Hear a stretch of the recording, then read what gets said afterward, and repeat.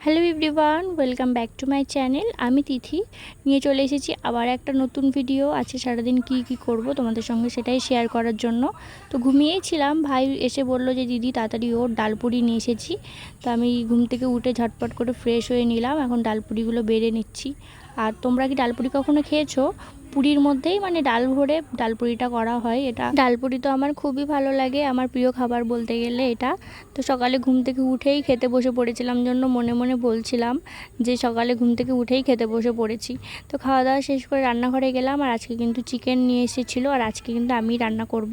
তো তোমাদের সঙ্গে সেটা শেয়ার করব। তো চিকেনগুলো আমি বের করে ভালো মতো ধুয়ে ম্যারিনেট করে রেখেছিলাম কিছুক্ষণ, আর আমি রান্নাও বসিয়ে দিয়েছিলাম। আর কিছু বোনলেস চিকেন ছিল, সেগুলোকে আমি একটু পকোড়া করব জন্য ম্যারিনেট করে রেখে দিয়েছিলাম, রান্না শেষে করেছিলাম।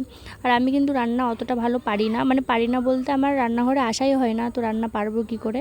তো সেই জন্য একটু ট্রাই করছি শেখার জন্য। তো একদিন তো হবে না, কিন্তু আস্তে আস্তে হবে। কিন্তু কালারটা কিন্তু দারুণ লাগছে বলো।